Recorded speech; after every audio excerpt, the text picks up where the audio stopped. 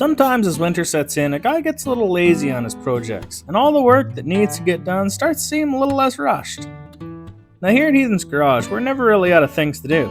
But lately I've been thinking it might be important to spend a bit of time with some other gearheads. Maybe learn a few skills, offer some free labor if a guy can.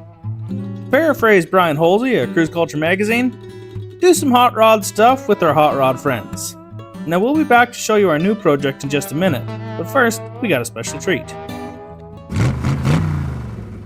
So, we're gonna go visit Brian Holsey, because that seems like a good thing to do. Not only that, he's got some pretty major undertaking projects on the go, and maybe I can get in the way, or, do something hopefully helpful. We're gonna try anyways. This is Brian's 1956 Buick sedan, commonly referred to as Dead Betty. It's a project that's been underway for a couple years, and you can check out the videos Brian has done for the full story on his YouTube page. And if you're into reading, Brian has been keeping us up to date with details in Cruise Culture Magazine. There's a link and a discount code in the description if you'd like to get a magazine or any of the merch from him.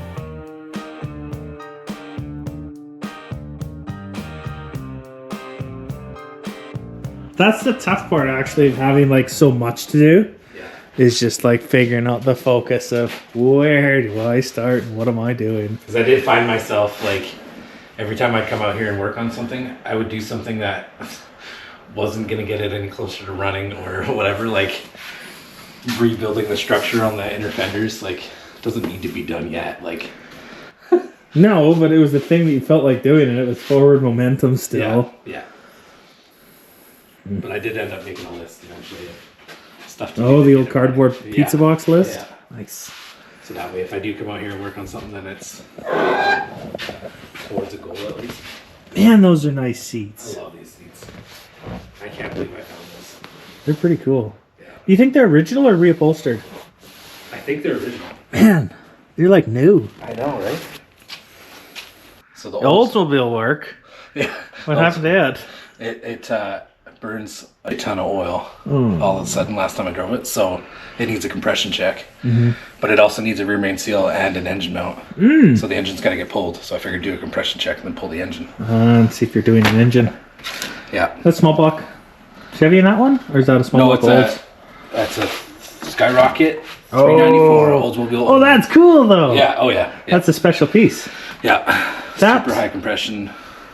10 1/4 1. Tony Angelo just did a Studebaker with that engine. Did he? Yeah. They were popular racing engines because of their high compression, but yeah.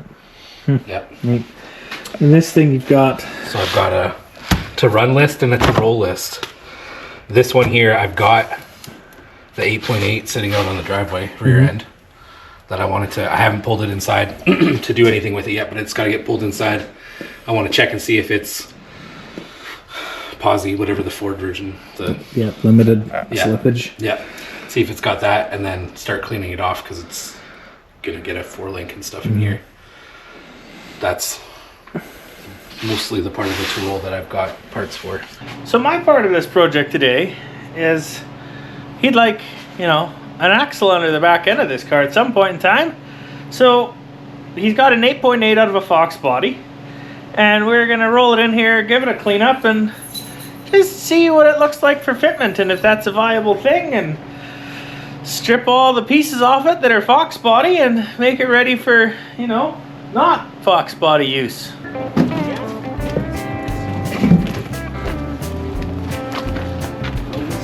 It does roll. That's good. Well, sort of. The whole thing rolls. Yeah, maybe we'll just start. Yeah, that's a good idea.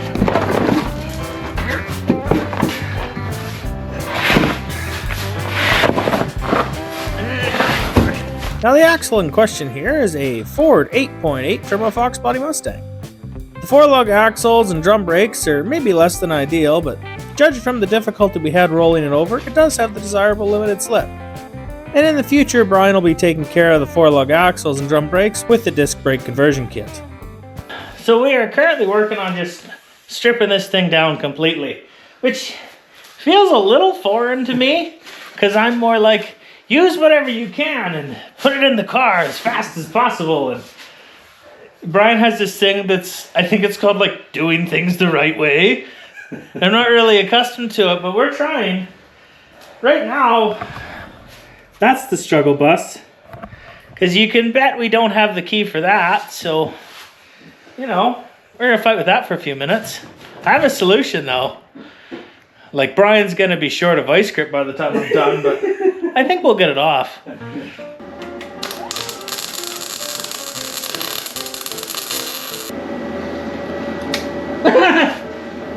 It didn't grab onto this at all. No, it didn't.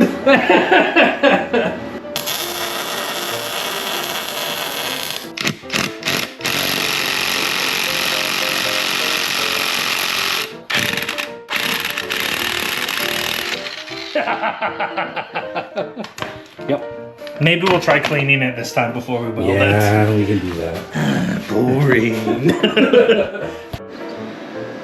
Look at that, hey? Like, it took a combined effort of welding a nut on and the vice grips. But, you know, just like that, we're free. So what we got here now is basically all the unboltables unbolted. Ryan is going to try out his fancy new Yes Welder 9000 plasma cutter. And we'll just see if we can zip all this stuff off.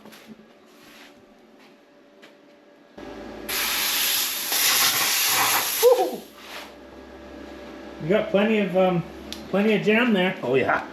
Should blow straight through there. Yeah. The thing is, you only need to get it actually started, and then it'll clean itself. Okay. Like once you're flowing.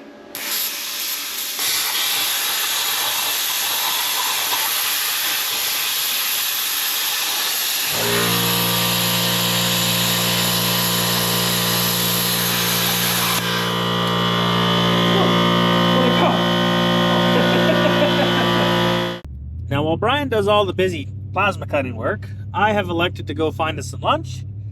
So with some McDonald's in tow, we are going to return there shortly and, we'll see what kind of progress he made. It looked like it was going pretty fast, so that's good.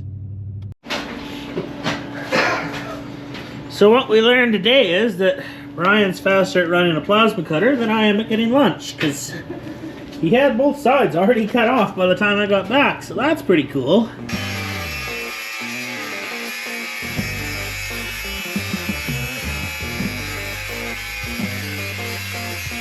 So between me on this side and Brian on that side, we are getting this like new, without any forward welding done on it. So that's pretty good. Now we just have to keep grinding for X amount of hours and we'll have a differential that's ready for new things to be welded to it someday. And that's about how far we made it that day. Now, we'll be back to visit Brian and Dead Betty soon, but in the meantime, remember how I said I'm never out of things to do? Well, it just so happens I'd picked up another thing to do recently, and I'd like to give you a little bit longer version of that story.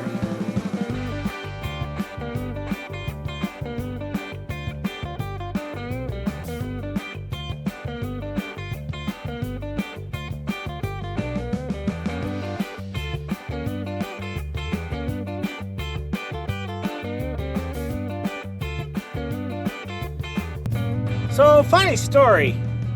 Guy was cruising Facebook Marketplace, as he does, and came across this car that said, "Free for pickup, no info," and a somewhat blurry photo of what appears to be a GM full-size.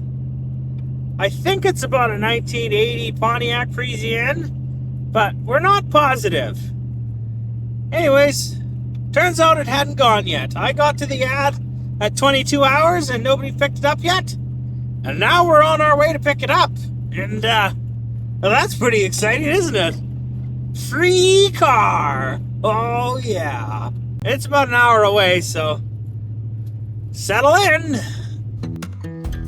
Now, when I arrived to where the car was, I could tell it wasn't the right moment for filming. It was an estate sale. There was a lot of people coming and going, and we elected to just load up the car as quickly as possible, get out of the way, and get back on the road. Just wait till you guys see the prize. It is something. We are not disappointed in this today. Not at all. Folks, we have a car loaded on the back of the truck. Now, there's a couple things. Number one, I didn't film any of the picking it up or anything like that because they had a lot going on there and they didn't need me wandering around with the camera and getting in the way and taking up space because there's only one way in and one way out and they had a lot of cars coming and going. So it was important for me to get in and get out. Anyways, it's probably time, since we're off the property and down the road, that we show you the car. Now, I'm pretty excited about it.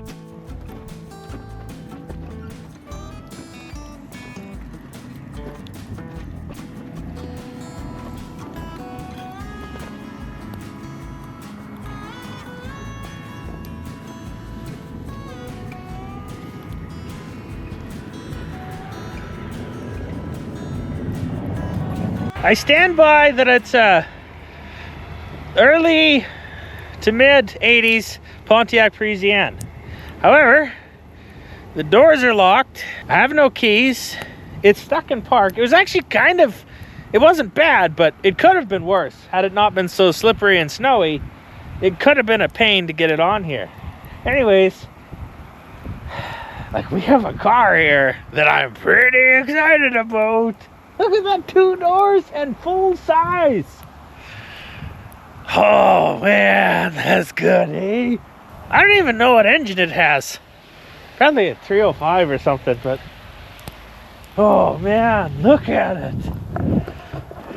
I haven't even poked my head in the window because it's got so much, like, I can't see it in there. I can tell that the headliner's trashed. And I see that the velour top is not as good. And this is less good. But man, look at this. I won't look under here. But look at all this. It's pretty good. Oh, yeah. Oh, I can see through this side maybe. Maybe a little bit. It's white. Oh, it's white interior. It's too bad there's no keys. Yeah, that's too bad. And I'll be honest with you folks, like, it got a name before I even left the property because I liked it so much. And we're going with Sweet Gravy because it's brown and, like, a free car is kind of like gravy. Gravy Money entered the chat too, but I'm pretty sure Sweet Gravy is where we're going with this. Yeah, Sweet Gravy. Now, before ever getting the car home, I decided to give it a wash, which it desperately needed. It took some time, but after $30 spent in the wash bay, well, it looked basically exactly the same. And that was money not well spent. So much for my free car. And that, ladies and gentlemen, brings us to here.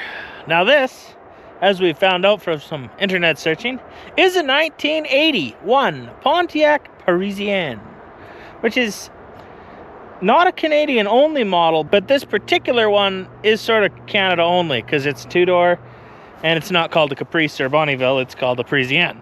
But it's, you know, whatever. 6 of one, half does the other. Now if we look at the body, this side is so good. This side, look at it, like it's faded out, but man, it's looking nice. The other side is not quite as good. It's still really good, but it does have one very glaring fault. That's okay. We'll take care of that. That's a future problem. Meanwhile, we have got the doors unlocked and got inside of it. So let's show you that.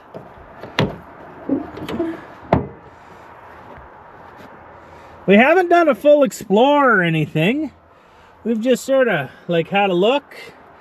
Headliner's not as good as a guy'd like. The dash is tore apart, so that bodes well. At least the heater control parts are impossible to get if you want them. And unfortunately, this place has become like an apartment complex for mice. So that's disgusting. Now, we still don't have keys, so we can't really unload it off the trailer unless it's exactly where it lands.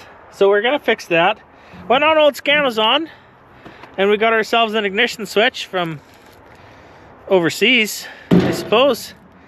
It was, I think, 28 bucks. So now we're into this car for 28 bucks, plus about 25 bucks in fuel. So we're still real cheap here. But, you know, we got goals of keeping this real cheap. Now, I've already poked under the hood, and maybe you saw that in the shorts, because I got curious before I had a camera in hand. But we'll show you again, just so you sees it.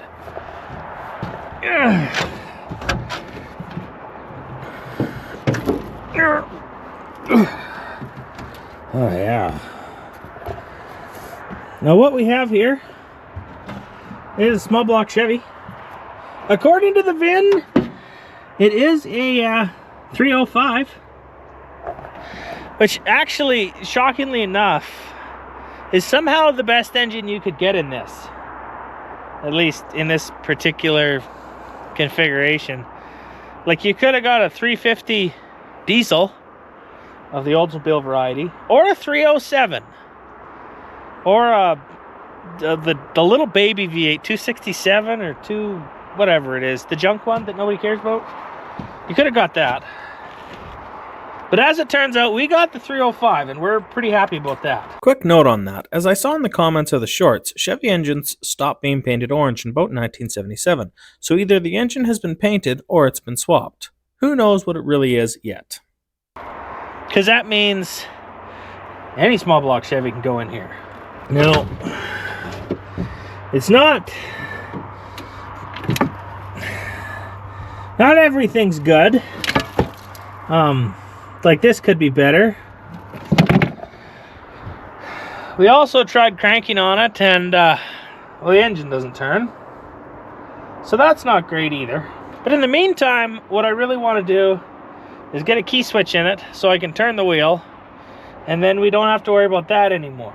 And then we can unload it off the truck and pull it wherever we want, inside, outside, wherever we want to do work to it, we can get it there. So that's where we're starting today. It is filthy in here, and it's disgusting being in here, but I want to get it on the ground before I try and vacuum it, because it's just, if you're doing it leaning over the trailer, then your face is right next to whatever you're vacuuming, and that's, I just don't want that. Like, we'll put a mask on when we start disturbing stuff. Right now, we're just, this is coming apart. I think the first step is to get the cover off this. I'll be honest with you, these bolts back here, they're a pain in the neck. They're a 7mm head. My socket barely fits in the hole, and they're just awful to try and get out.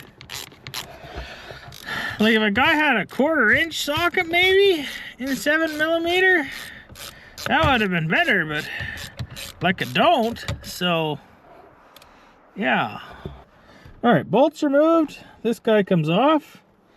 That reveals that nut, and also the horn ground, which I'm not totally convinced was hooked up. I didn't feel it tug when I yanked on this, but you know, we'll never know the truth now. Now, the good news is this nut wasn't very tight either, so that's, I don't know, a thing to worry about, I guess. I wonder what that little mark's from. Interesting. Oh, I see, it's marked. Someone has taken this off before, see? There's a mark there and a mark here, and that's how they centered it up. Which is brilliant. I never thought of that, honestly. We're gonna capitalize on that on the future planning. Now, if you've never used one of these puller things, they're pretty handy. They go on, well, like that. See? And then you tighten this up, and that pushes on there, and then it pulls this effectively. So yeah, it just kind of comes off after. I bent the bolts. Those have been better, but that's okay. It's here now. Now we gotta grab another tool. Now, folks, came to using this tool, you gotta get this little snap ring off. And I'll be honest with you, this is the first time, maybe ever, that it didn't go terribly, horribly, and take forever. So that was good. Now you might have missed a step or two there. You gotta pull this part out. You gotta pull this part out. You gotta get this part out. And you gotta get that screw out. And not necessarily in that order. But, you know, there's better people at doing how-tos than me. The important thing is, we're left with this position. Yeah. Now this one looks the same as that one, so it's going back in, because I got keys for it.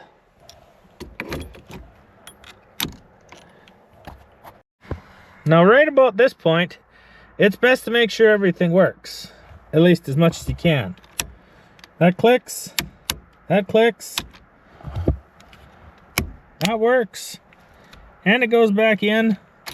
That works. Oh, that's the first time I hitched the brake pedal, and we got a brake pedal, so that's kind of cool.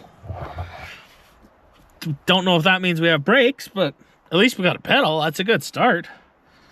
That's weird, I didn't try that before. And with the magic of movie-ness, or whatever that phrase is, we got a steering wheel again. And look at that, it turns, and we can put it through the gears, and it goes back and forth. And now we are $28 into our free Pontiac Parisienne project.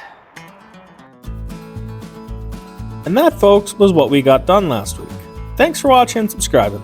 I hope you stay tuned for the future videos of Sweet Gravy and Dead Betty. In the meantime, don't drive boring cars. See you next time.